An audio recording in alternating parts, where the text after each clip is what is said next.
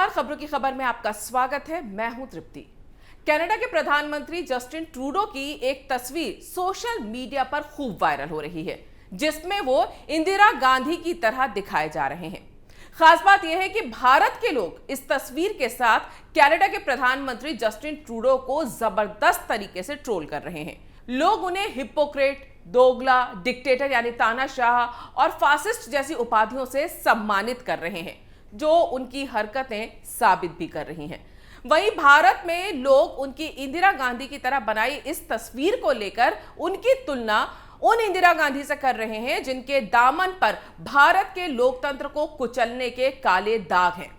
क्योंकि खुद को लिबरल और लोकतांत्रिक कहने वाले जस्टिन ट्रूडो ने इंदिरा गांधी की तरह वो कदम उठा लिया है जो ना तो लिबरल है और ना ही लोकतांत्रिक, बल्कि किसी भी लोकतांत्रिक देश के काले दिन की तरह माना जाता है और इतिहास में काले पन्ने की तरह ही वो दर्ज होता है, जिसे असल मायने में लोकतंत्र और अभिव्यक्ति की आजादी का गला घोंटना कहा जाता है। 25 जून 1975 को इंदिरा गांधी ने देश में इमरजेंसी लगाकर भारत के इतिहास में पहली और अब तक आखिरी बार लोकतंत्र पर जो घाव किया था, उसे देश आज तक ना भूल पाया है और ना ही माफ कर पाया है। ठीक इसी तरह खुद को लोकतांत्रिक कहने वाले जस्टिन ट्रूडो अब कनाडा के इतिहास में पहली बार इमरजेंसी लगाकर लोकतंत्र और अभिव्यक्ति का गला घोंटने वाले वहां के पहले प्रधानमंत्री बन चुके हैं। उन्होंने ये कदम अपने देश के उन प्रदर्शनकारियों के खिलाफ उठाया है जो लोकतांत्रिक तरीके से कनाडा में पिछले करीब 2 हफ्तों से प्रदर्शन कर रहे हैं। दरअसल कनाडा में वैक्सीनेशन के नियमों को अनिवार्य बनाने के विरोध में देश भर के ट्रक वाले 29 जनवरी से प्रदर्शन कर रहे हैं। 50,000 से ज्यादा ट्रकर्स और प्रदर्शनकारियों ने कनाडा की राजधानी ओटावा को घेर लिया था, वहां इकट्ठा हो गए थे। उन्होंने पीएम जस्टिन ट्रूडो के घर और वहां की संसद का घेराव कर लिया और 70 किलोमीटर लंबा जाम लगा दिया और अपने इस प्रदर्शन को नाम दिया फ्रीडम कॉन्वॉय। ये प्रदर्शनकारी शांतिपूर्ण तरीके से ही कनाडा की राजधानी ओटावा में इकट्ठा हुए थे, ठीक उसी तरह जिस तरह किसान आंदोलन के नाम पर कथित किसान इकट्ठा हुए थे और दिल्ली की बॉर्डर्स को घेर लिया था। अब भारत के किसान आंदोलन को बातचीत से सुलझाने की नसीहत देने वाले ट्रूडो ने क्या किया?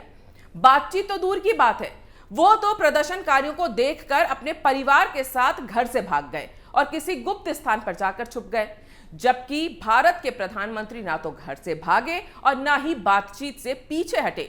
भारत सरकार ने तो 11 से 12 दौर की बातचीत की थी इन किसान आंदोलनकारियों से, जबकि ट्रूडो ने एक बार भी इन प्रदर्शनकारी ट्रक वालों से बातचीत नहीं की जो शांतिपूर्ण तरीके से सड़कों को रोककर बैठे हैं और जस्टिन ट्रूडो के इस्तीफे की मांग कर रहे हैं, बल्कि बिना बातचीत के ही कह दिया कि ये आतंकी हैं और इनके आंदोलन को कुचलने के लिए कनाडा के इतिहास में पहली बार इमरजेंसी यानी आपातकाल लागू कर दिया।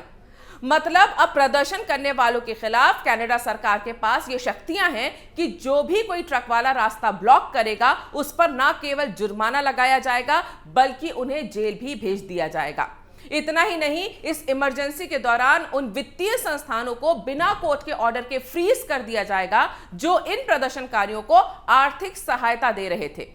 जबकि भारत के किसान आंदोलन को जब कनाडा के ही खालिस्तानी आतंकी आर्थिक मदद दे रहे थे तो ट्रूडो को यह लोकतांत्रिक लग रहा था। इमरजेंसी लगाने के बाद लोग ट्रूडो की यह तस्वीर जो कि इंदिरा गांधी की तरह दिख रही है लगाकर ट्रोल कर रहे हैं।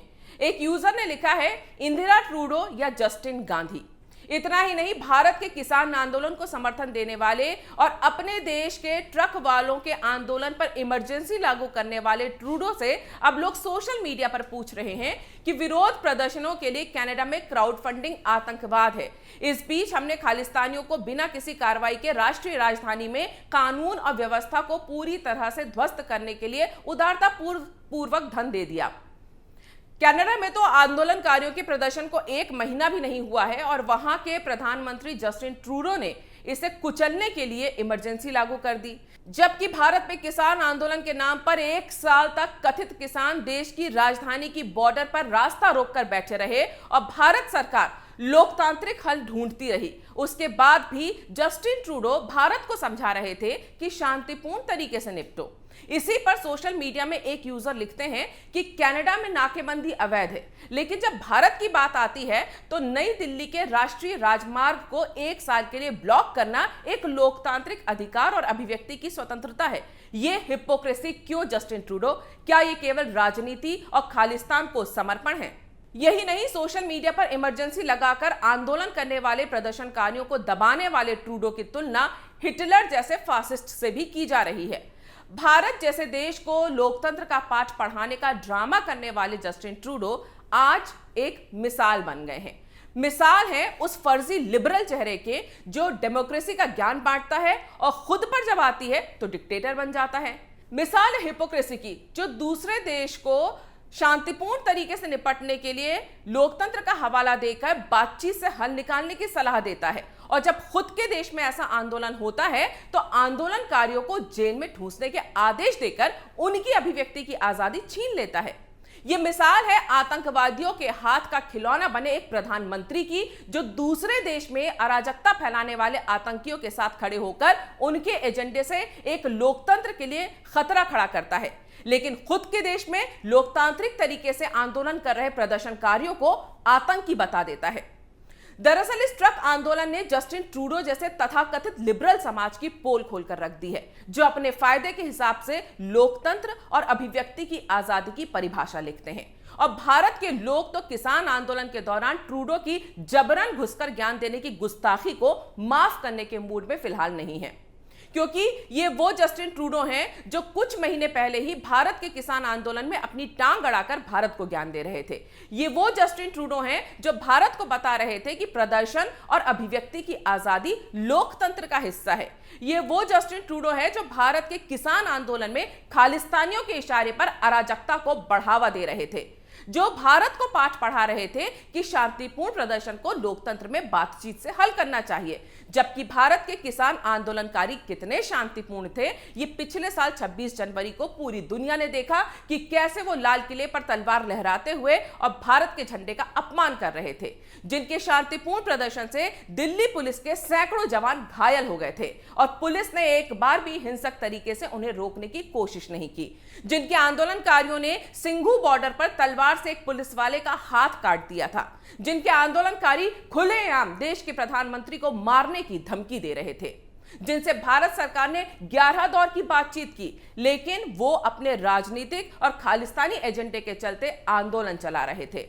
इसके बाद भी भारत सरकार ने उनके खिलाफ कोई हिंसक कार्रवाई नहीं की, बल्कि कृषि कानूनों को वापस लेकर देश में आंदोलन के नाम पर अपनी देश विरोधी गतिविधियों को अंजाम देने की कोशिश करने वालों के प्लान फेल कर दिए और दुनिया के सामने यह साबित किया कि क्यों भारत को दुनिया का सबसे बड़ा लोकतांत्रिक देश कहा जाता है और लोकतंत्र क्या होता है। और लिबरलों का हसीन चेहरा कहलाने वाले जस्टिन ट्रूडो उस भारत को ज्ञान दे रहे थे कि भारत को किसान आंदोलन से कैसे लोकतांत्रिक और शांतिपूर्ण तरीके से निपटना चाहिए और बातचीत से मसले को हल करना चाहिए। लेकिन जब यही हालात कनाडा में बने तो लोकतंत्र की दुहाई देने वाले वहां के प्रधानमंत्री जस्टिन ट्रूडो ने भारत के वर्तमान पीएम मोदी से नहीं सीखा कि कैसे हाल ही में भारत सरकार ने लोकतांत्रिक तरीके से अपने यहां के किसान आंदोलन के मसले को सुलझाया, बल्कि भारत के इतिहास के उस काले पन्ने को अपने देश में लागू कर दिया जिस पर भारत देश आज भी शर्मिंदा है। जस्टिन ट्रूडो ने यह नहीं देखा कि पीएम मोदी ने हाल ही में कैसे किसान आंदोलन को खत्म करवाया। वो तो इंदिरा गांधी की तानाशाही का अनुसरण कर रहे हैं। इसीलिए न सिर्फ खुद के देश कनाडा बल्कि दुनिया भर में उनकी जमकर आलोचना हो रही है। उनकी लिबरल इमेज तार-तार हो चुकी है। लोग उन्हें फांसीवादी कह रहे हैं। एक प्रधानमंत्री के तौर पर वो नाकाम साबित हो रहे हैं और हालात ये हो गए हैं कि भारत में किसान आंदोलन को हवा देने वाले जस्टिन ट्रूडो की खुद की सत्ता अब हिलती हुई दिखाई दे रही है। अगर आपको ये वीडियो पसंद आया है तो इसे लाइक करें, शेयर करें और कैपिटल टीवी को सब्सक्राइब करें।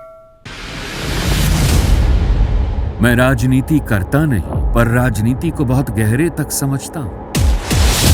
मैं लोगों के बीच रहता हूं, लोगों के मन को अच्छे से जानता हूं।